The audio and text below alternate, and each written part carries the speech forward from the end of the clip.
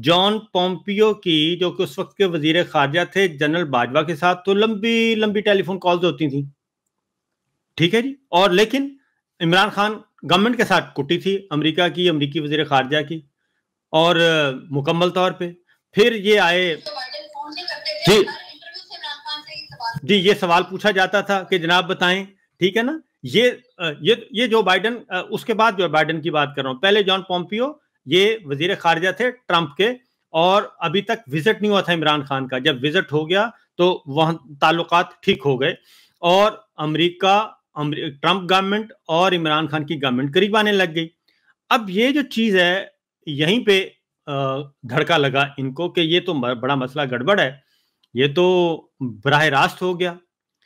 और खारजा पॉलिसी बड़ी है जी, उस पे वो कहते हैं कि ये हमारी डोमेन है। आप पीछे थोड़ा सा चले जाएं, जफरुल्लाह जमाली साहब को अमेरिका के दौरे पर गए और उन्हें कहा गया था कि आपने अकेले में कोई मुलाकात नहीं करनी। उन्होंने अकेले में मुलाकात कर ली, वापस आए, उनको फारिग कर दिया गया, जनरल मुशर्रफ साहब ने फारिग कर दिया। तो ये बड़े टची इश्यूज हैं, खारजा पॉलिसी भी हमारी, दाखिला पॉलिसी भी हमारी, मुआशी पॉलिसी भी हमारी। लेकिन जनरल बाजवा साहब जो हैं, उन्होंने अमेरिका को ये कहानी सुनाई कि ये नाब रशिया गया है हमारी मर्जी के बगैर, लिहाजा मेरी ये पॉलिसी नहीं है। अब जो टोनी ब्लिंकन है, इनके साथ भी बाजवा साहब की लंबी लंबी कॉल्स होती थी, एक एक घंटे की कॉल्स होती थी, लेकिन कुरैशी साहब के साथ, वजीर खारजा के साथ कोई राब्ता नहीं, इमरान खान के साथ कोई राब्ता नहीं। तो ये पैरेलल चल रहा था। ये तो उधर ये कहानी सुना रहे थे कि ये इमरान खान प्रो चाइना है, प्रो रशिया है, और ये एंटी अमेरिका है, मैं हूं इस वक्त अमरीकी मफादात का मुहाफिज, ये बात सुना रहे थे। और उसके बाद अगली जो ये तो उसके बाद इधर सुना रहे थे शरीफ फैमिली को कि जनाब मैं आपका हूं, आपका ताबेदार हूं, और उनको वहां से निकलवाने वाले और ये खबर देने वाले हम थे। जब इन्होंने जेल में जाके काले शीशे वाली गाड़ियां गईं और नवाज शरीफ साहब के साथ मामला तय किए, वो कोई मैं और आप तो नहीं थे, या कोई वजीर तो नहीं गया था, इन्हीं के लोग गए और मामला तय किए। और मैंने अपने प्रोग्राम द रिपोर्टर्स में ये खबर 3 महीने पहले ब्रेक की थी, और ठीक 3 महीने के बाद वो 100% इम्प्लीमेंट हुई उसी तरीके से। और फिर मोहम्मद जुबैर साहब और बाकी सारे, सईद मेहदी साहब और शुजात अजीम साहब, इनके जरिए फिर ये ड्राइंग रूम में मुस्तकिल मकीन बने, और ये हलवा शलवा भी खाते थे वहां जाके, और मामलात भी तय करते थे। फिर बाकी जो हुआ वो एक हिस्ट्री तो बनी, तो यानी आपके पास कोई एक्सटेंशन का इशू था, हालांकि उस एक्सटेंशन के बाद इमरान खान साहब भी रजामंद हो गए थे कि आप इतना मुल्क को तलपट कर रहे हैं एक्सटेंशन के लिए, तो एक्सटेंशन हम आपको दें, लेकिन फिर उस वक्त बात बहुत आगे निकल चुकी थी। नहीं, मेरा ख्याल है कि ऐसा नहीं है।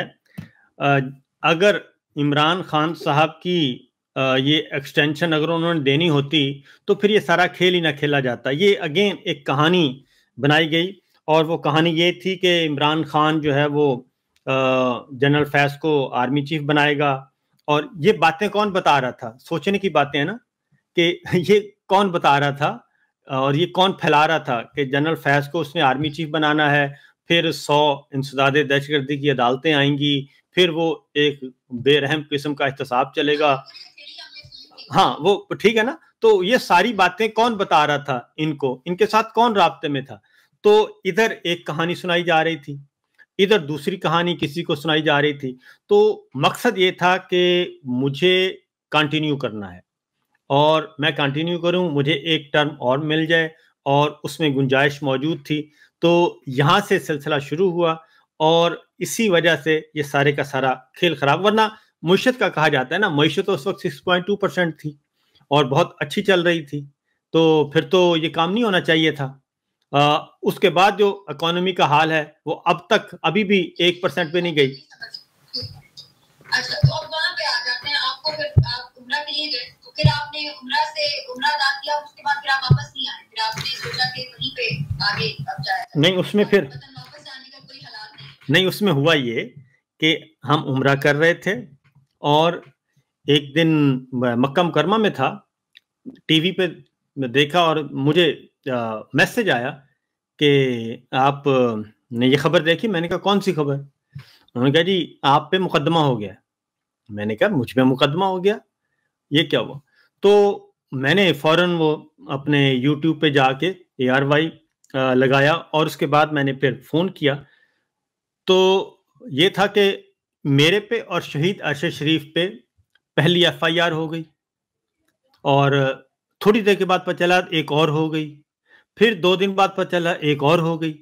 पता चला कि 5 FIR हमारे पे हो गई हैं, 5 मेरे पे और शहीद अरशद शरीफ पे। ये मई का फर्स्ट वीक था और मैंने कहा ये क्या हुआ? कौन सी FIR हैं? FIR दहशतगर्दी की, बगावत की, गद्दारी की। और कहाँ हुई? अंदरूने सिंध और बलूचिस्तान। और मैं हैरान हुआ, मैंने फौरन मैसेज किया एक साहब को, मैंने कहा ये क्या हो रहा है? तो कहते हैं मैं चेक करता हूँ। मैंने कहा जरा चेक कर लें। तो कहते हैं चार्जेस क्या हैं? मैंने कहा चार्जेस ये ही हैं कि मैं इस वक्त दहशतगर्द से, बागी से बात कर रहे हैं। अच्छा, तो उसके बाद वो कहते हैं कहते हैं इस कौम का अल्लाह ही हाफ़िज़ है। मैंने कहा अच्छा ठीक है। तो उसके बाद अभी हम यही देख रहे थे, मेरी शहीद अरशद शरीफ से बात हुई। उन्होंने कहा कि ये खैर उनसे जो बात हुई उन्होंने बता दिया कि इसके पीछे कौन है और मुझे भी पता था, क्योंकि वो जो क्लिप जो था ना, जिस क्लिप की बुनियाद पे ये FIR दर्ज करवाई गई, वो क्लिप मुझे क्योंकि वो मुझे भेजा गया था कि ये आपने फलां दिन बैठ के टीवी पे ये बात की है। तो मैंने कहा तो इसमें क्या है? वो अली वजीर से मुताल्लिक थी। मैंने कहा इसमें क्या बात है? तो बहरहाल उसके बाद फिर ये हुआ कि कुछ अर्से के कोई 2-4 दिन के बाद ही मैं फिर वो स्काइप पे प्रोग्राम करता था अपना। फिर पता चला कि उन्होंने कहा है जी कि इनको आप ऑफ एयर करें। तो अगली ये आ गई और जिन्होंने कहा वो भी रिकॉर्ड पे चीज़ मौजूद है, जहाँ से मैसेज आया वो भी रिकॉर्ड पे मौजूद है और उन्होंने कहा जी इसको आप करें जी ऑफ एयर। तो उसके बाद मेरी सलमान साहब से मुलाकात हुई और उनसे डिस्कशन हुई। तो उन्होंने बताया कि ये प्रेशर बहुत है और ये क्या करें? मैंने कहा ठीक है, मैं क्विट कर जाता हूँ। आप क्योंकि हमने कोई इदारे को तो थोड़ी बर्बाद करना है, 8,500 लोग हैं हमारे, तो इससे क्या फ़र्क पड़ता है, आप कंटिन्यू करें। तो इस तरीके से फिर मुझे वहीं पे, मैं तो वहाँ से वापस आना चाहता था, लेकिन एक दोस्त की मुझे कॉल आई, और एक मुलाकात हुई मेरी मक्का मुकरमा में। उन्होंने मुझे कहा कि आपने वापस नहीं जाना, आपने वापस नहीं जाना और इरादे इनके खतरनाक हैं। तो मैंने कहा कि ठीक है। तो मैं फिर वहाँ से वो फिर अगेन फिर वहाँ पे मेरा पता करवाया गया। अगली बात ये है, मेरे साथ वो सब कुछ हुआ जो शहीद अरशद शरीफ साहब के साथ हुआ, लेकिन और सिर्फ आखिरी जो इवेंट है वो नहीं हुआ। ठीक है, फिर हाँ, फिर मुझे जी अपने डिप्लोमेट हमारे ज़ाहिर अच्छे ताल्लुकात हैं, सलाम दो, आज तक मैंने किसी को कोई नुकसान नहीं पहुंचाया, बेज़रर सा आदमी हूँ। और उसमें मुझे एक दोस्त डिप्लोमेट, उन्होंने कहा कि आप कहाँ हैं? मैंने कहा मैं मक्का मुकरमा में हूँ। तो कहते हैं कि आपके वेयर अबाउट्स चेक किए जा रहे हैं। तो मैंने कहा कि मैं तो हूँ, ये वीज़ा है 28 दिन का, तो उम्रा करके मैंने वापस चले जाना है। तो कहते हैं ठीक है, बस ज़रा ख्याल करें।